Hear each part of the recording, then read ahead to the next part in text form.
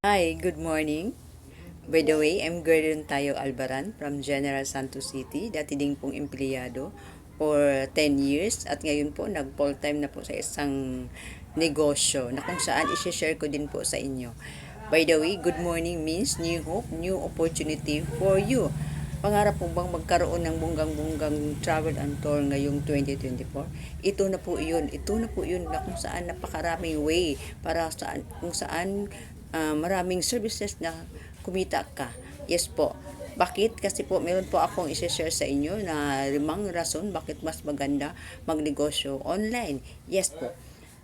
Isa dito is flexibility. Yung kaya mo siyang gawin anytime, anywhere, basta't may internet connection ka or data connection ka. Yes po. Pangalawa, ito yung low marketing cost. Hindi mo kailangan ng pwesto or over expenses kagaya ng mga traditional business, 'di ba? So, example nito yung ating mga utility expenses, rent expense, 'di ba?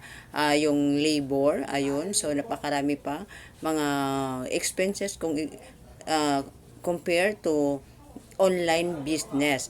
Ayan po. Pangatlo, ito po ang cheaper to start up. Hindi mo kailangan mamuhunan ng malaking kapital para magsimula sa isang negosyo.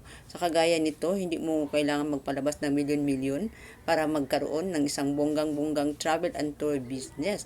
Yes po. Pang-apat po, napakadali at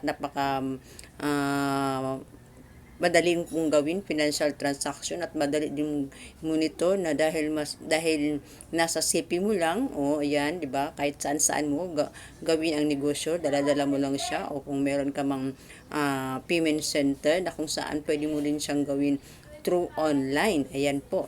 So napakaganda po na itong aming mga services na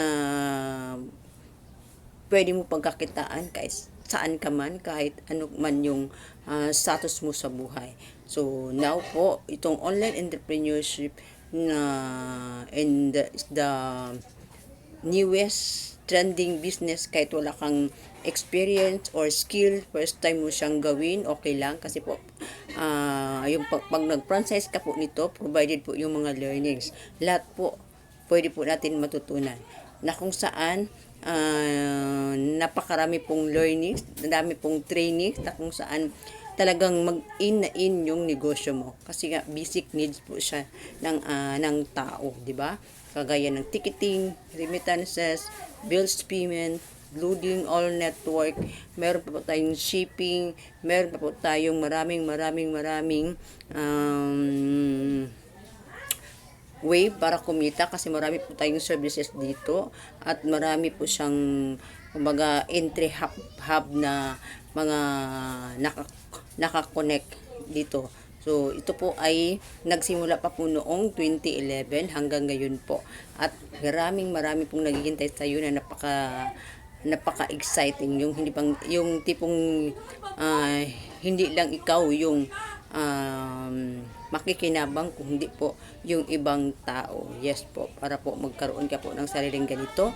Message niyo po ako kasi meron po kaming free orientation po dito kung saan pwede mo gawin kung ikaw isang OFW o empleyado o isang tambay o housewife, plain housewife, ano ka ba, yung bang meron kang existing business na gusto mo siya i-add sa iyong negosyo. Yes po. So, message ka lang sa akin. Ayan po. So, thank you very much and good morning again.